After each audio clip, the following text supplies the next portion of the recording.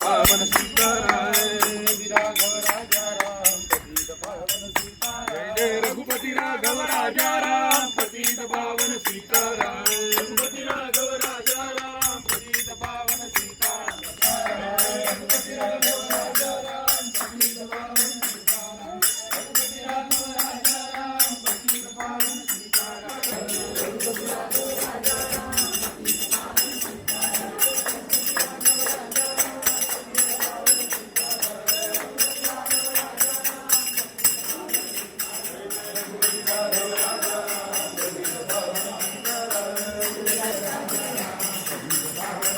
जय जय रघुपति राघव राजा राम पतित पावन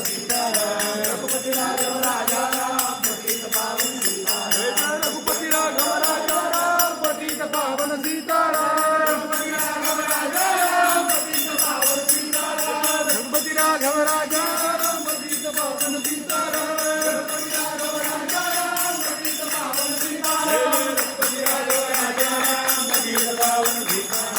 जय रघुपति राघव राजा राम पतित पावन सीताराम रघुपति राघव राजा राम पतित पावन सीताराम रघुपति राघव राजा राम पतित पावन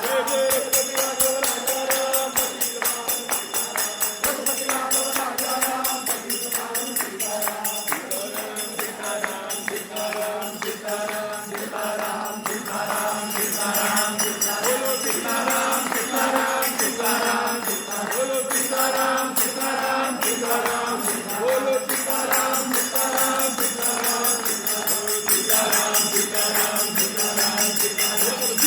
रघुपति राघव राजा राम पतित पावन सीताराम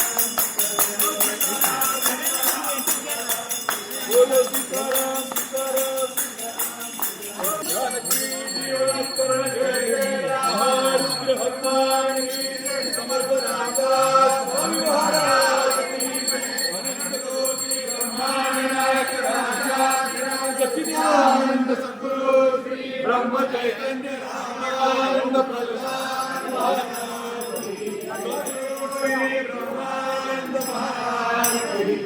जय जय रघुवीर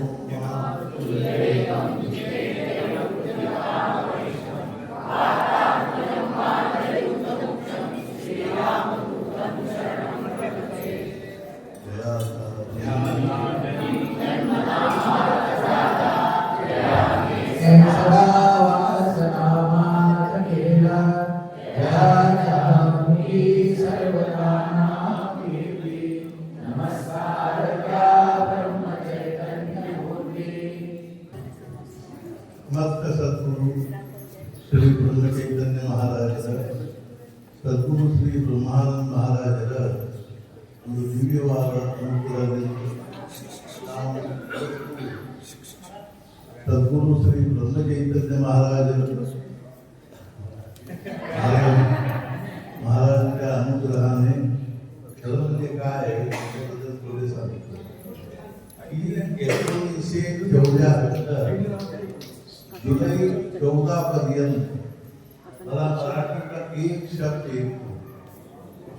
1914 जुलै 14 मी 19 जुलै 14 गोंदावलेला तेव्हा मंदिरात खाली जाऊन तिथे नमस्कार वगैरे केल्यानंतर एक भटजी रुद्र म्हणत होते. मी त्यांना काय म्हणतो की मी पण रुद्र म्हणू का. तोपर्यंत माझ्या पाठशाळेत वगैरे अध्ययन झालेलं होतं. मला म्हणाल मी रुद्र म्हणू लागलो. तेव्हा कोणीतरी जाऊन अण्णासाहेब गाडगेळ म्हणून एक ट्रस्टी होते त्यांना सांगितले कोणीतरी मुलं आलेलं आहे रुद्र फार छान म्हणतो. बरोबर त्याला मग ते दारापाशी ऑफिस होतं तेव्हा मी गेलो. ते काय म्हणाले कुठून आला. I don't know Marathi. You are coming from, I am coming from Karnataka state. What do you want? I want to stay here for some days to do Namasmana. You may stay here. असे म्हणून त्यांनी आपल्या शेजारी जुन्या खोल्या होत्या तिथे शेजारी एक खोली दिली. त्या खोलीमध्ये एक लुंगी एक उपाणं एक गौबीन सोडून ते चौथा काही कपडा आणि काही पात्र वगैरे काहीच नाही. त्या खोलीमध्ये कन्नड सोडल्यानंतर काही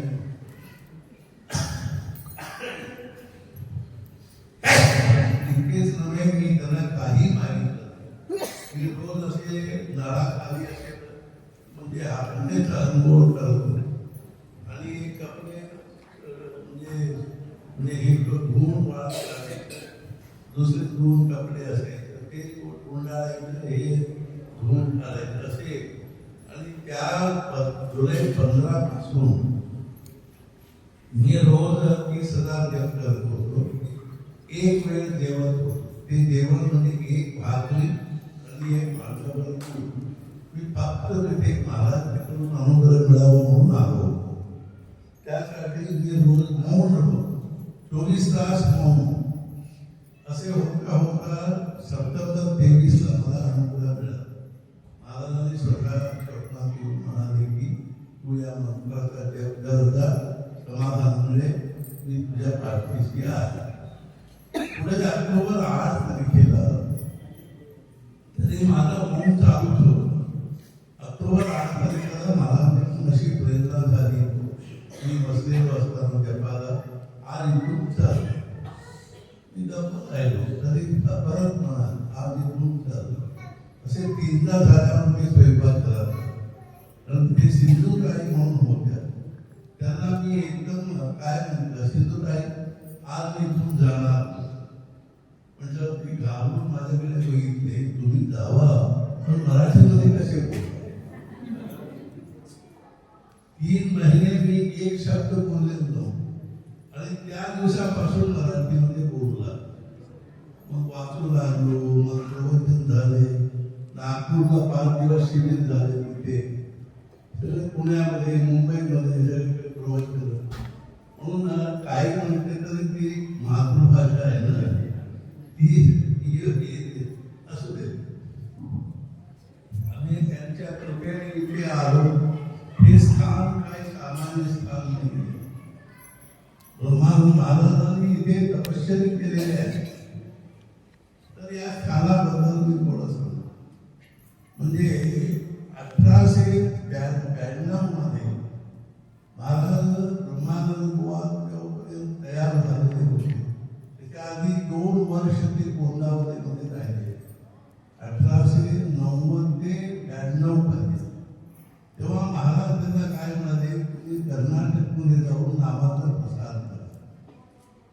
या गावचे त्यांना पहिल्यापासून ते इथे म्हणजे मोडगुण म्हणून गाव आहे तिथे अध्ययन करत असताना या गावी येणे जाणे होतं म्हणून या गावची ओळख होती म्हणून इथे आले.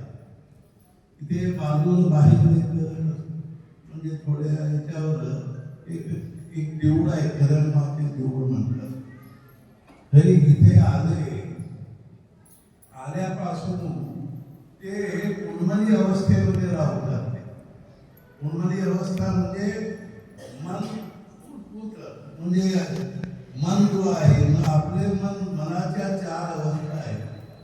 एक म्हणजे आपले जे मन आहे ते कॉन्शियस माइंड, याच्या खाली एक मन त्याला सबकॉन्शियस माइंड म्हणतो. त्याच्या खाली एक मन त्याला अनकॉन्शियस माइंड म्हणतो.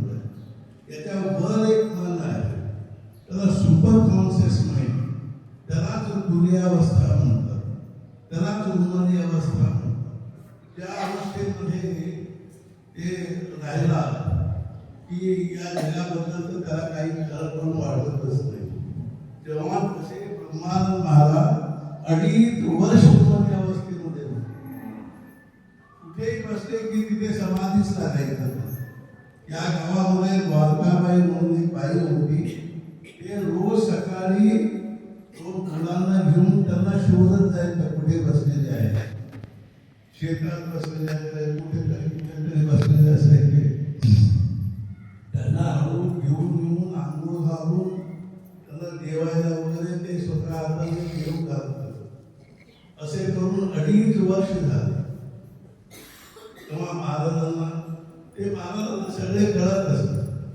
तेव्हा महाराजांना वाटलं की आता ब्रह्मानंद बुवांचं ही अवस्था पुरे असे त्यांना वाटलं. तेव्हा ते 5-6 लोकांना घेऊन इकडे आले. ते बाहेर एक मारुती मंदिर आहे, जाता तुम्ही बघा. महाराज येऊन त्या मारुती मंदिर मध्ये बसले. गावात इथे एक इनामदार म्हणून होते, जीवनराव इनामदार. ते त्यांना थोडीशी मराठी येते. ते येऊन त्यांना विचारले तुम्ही कुठले वगैरे, आणि गोंदावले होणार. मग त्यांना बसायला खुर्ची वगैरे दिली. गावातल्या लोकांना महाराजांना बघून खूप आश्चर्य वाटायचं. तेव्हा महाराज आपले बसले. थोड्या वेळाने काय म्हणाले, इथे ब्रह्मानंद बुवा म्हणून कुठे असतात. गावातले लोक म्हणाले इथे ब्रह्मानंद म्हणून कोणीच नाही. तेव्हा हे लोक त्या गावाला त्याला ओळखतच नव्हते. वाटलं की मग हे काय. तेव्हा ते काय विचारले, अनंत शास्त्री कुठे असतात. ते गावातले लोक म्हणाले आणि ते जीवनराव इनामदार सुद्धा म्हणाले काय तो अनंत शास्त्री म्हणून कुठे आहे. तो अनंत शास्त्री केवढा मोठा शास्त्री आहे, पण काय दुर्दैव आहे, लोक नसते काय कुठेतरी जाऊन बसतोय. अंगावर कपडे आहेत की नाही हे काय करा, भाग नाही आहे. खाल्लं तर खाल्ले, नाही खाल्ले तर नाही खाल्ले. गावातले कोणीतरी जाऊन त्याला घेऊन येऊन अंघोळ करायचं. मोठा माणूस होता. आम्हाला फार वाईट वाटतं. असे बोलू लागले. एवढा मोठा शास्त्री, शास्त्र विद्वान, काय आता काय ते सगळे वेळच लागलेलं. महाराजांच्या डोळ्यात पाणी निघलं. काय अवस्था असेल. मग त्यांनी तिथल्या लोकांना म्हटले गोंदावले होऊन ब्रह्मचैतन्य बुवा रामदासी आलेले आहेत म्हणून सांगा. नाही ते लोक काय म्हणाले, तो अनंत शास्त्री काय कोण इथे बसलेला आहे जगन्नाथ देवळात. त्याला काय म्हणजे जगाचं काय भान नाही, काय नाही बस. मग त्यांनी सांगितलं की गोंदावले होऊन ब्रह्मचैतन्य बुवा रामदासी आलेले आहे असे त्यांना बोलून सांगा. सगळे लोकांनी सगळे काटे कुटे वगैरे सगळे त्यांनी मुलांना ओढून सांगितले. ते गोंदावले म्हणे ब्रह्मचैतन्य बुवा म्हणे असे आलेले रामदासी. ते एकदम त्यांची समाधी होती. ते असे परत आले आणि बघितले साक्षात महाराज. ते साष्टांग नमस्कार घातले, डोळ्यांच्या डोळ्यात हात घेतला. 2-3 दिवस राहिले महाराज इथे. तेव्हा त्यांनी एक म्हणजे त्याला ते सांगतात, त्याला एक म्हणजे आपल्या अंतःकरणातून एक सांगितले ब्रह्मानंद बुवा आता तुम्हाला हे मुंबई अवस्थेला टाकलं नको. कल्पना करा. आता हे तुम्हाला हे उन्मनी अवस्था आता कोटी कोटी लोकांमध्ये एकाला उन्मनी अवस्था येण्याची तेव्हा महाराज म्हणाले या उन्मनी अवस्थेचा खर्च नको, मी तुम्हाला भूमिपूजा करून देतो, राम मंदिर बांधा, मी स्वतः येऊन स्थापना करून देतो. मग महाराजांनी त्यांना सामान्य आमच्यासारखी अवस्थेमध्ये ठेवले. मग राम मंदिरची भूमिपूजा झाली. 1 वर्षात ब्रह्मा महाराजांनी हे मंदिर बांधलं. इथे काय होतं की पूर्वी ईश्वर मंदिर होतं, इकडे कोण करू. मग महाराजांनी काय म्हटलं की त्याचे दान तिकडे करा आणि त्याला त्याच्या पाठीला लागून रामाची स्थापना. तिकडे ईश्वर आहे, इकडे राम आहे. महाराज जिथे जिथे राम मंदिर बांधले तिथे शंकराचे मंदिर बांधले, शंकराची स्थापना केली. असे इथे पाठीमागे आहे. कर्नाटकमध्ये पहिल्यांदा. नंतर ब्रह्मानंद महाराज प्रतिष्ठापना करून गेले आणि ब्रह्मानंद महाराजांनी उपासना वगैरे सुरू केली. पुढे 113 वर्ष झाले. त्या लहान मंदिर तिथले ट्रस्टी लोक माझ्याकडे आले. ते काय म्हणाले, मंदिर बांधून 113 वर्ष झाले, मंदिर सगळे मातीचे आहे, म्हणून आम्ही हे मंदिर जीर्णोद्धार करू म्हणून पुष्कळ 3-4 वर्षापासून धडपड काय होत. तेव्हा मी म्हटलं महाराज अगदी शेवटी आलेले हेपाडी, त्या हेपाडीमध्ये सेवा करण्याचा योग मला मिळाला. तो मी एक भाग्य समजतो. आणि अगदी पहिल्यांदा आलेले मंदिर म्हणजे याचे पण मला सेवा करण्याचा भाग्य तुम्ही हे असे तुम्हाला मला देत असताना मी नको कसे म्हणू. पण एक शर्त, कोणाकडून काही मागायचं नाही आणि जे कोणी आपण होऊन देतो म्हणजे त्यांना पावती द्यायची, बँकेत अकाउंट हे करा आणि नंतर ते बँकेमध्ये ठेवा. जसे तसे आपण करत जाऊ. असे करून आम्ही हे मंदिरात जीर्णोद्धार सुरू केले.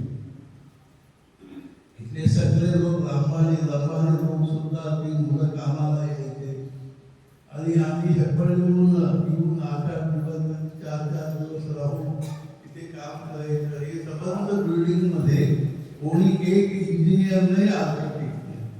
संबंध आहे ते सगळे प्लॅन करून आम्ही ते सगळे बांधून घेतले. आणि नंतर रामाची मूर्ती जशी होती तशीच आहे, गाभारा जसे होते तसंच आहे. बाकी काही मंदिर हे बांधले आणि असे हे स्थान साक्षात महाराज तिथे स्थापन केलेले. अशा या स्थानी आज आपण आलो आहोत. बेळगावी म्हणजे कर्नाटकातले एक गोंदावलेच असल्यासारखे आपले सगळ्यांचे महाराजांच्या कृपेने दर्शन झाले. राम किती सुंदर आहे आणि रामाचे महाराजांना खूप आवडत असं. बेळगावीला गेले म्हणजे महाराजांना खूप आवडतं. पुष्कळ वेळा येऊन गेले. ब्रह्मानंद महाराजांचे काय विलक्षण अवस्था होती. म्हणजे अगदी सामान्य माणसासारखे त्यांनी आयुष्यभर राहून लोकांना परमार्थ सांगितले, रामस्मरणाचे खूप विचार केले. अशा ब्रह्मानंद महाराजांना आणि त्यांच्या म्हणजे प्रार्थनेप्रमाणे विनंतीप्रमाणे महाराजांनी स्थापन केलेल्या या रामाला आपण नमस्कार करू. आता आपण सगळे कोटीकडे जाऊ. त्यात ते गोष्ट म्हणजे असे झालेले आहे ते काय झालं की सहज आम्हाला हुडकोटीमध्ये माझे कोटीचा आनंद होऊन आहे. त्याचा मी सहज काय म्हणलं की मला कल्पना नव्हती की तिथे इडली वडा वगैरे चांगले ठेवलेले आहेत. मी त्याला काय म्हटलं की हुडकोटीमध्ये चहा वगैरे करण्याची काहीतरी व्यवस्था होणार आहे का म्हटलं. तो म्हटलं की हुडकोटीमध्ये मी आता राहतो, हुडकोटीमध्येच राहतो. मी हुडकोटीमध्ये चहा देतो आणि थोडं चहा घेऊन परत हुडकोटीमध्ये सगळ्यांनी चहा घ्यायला वाटेवरच आहे आणि फक्त बसमधून खाली उतरायचं, एक घोटभर चहा प्यायचं आणि त्याची कलकली आहे म्हणून तेवढे परत आपण हुडकोटीला जाऊन उपहार वगैरे काय तुम्ही सांगितलं असतात ते सगळे करून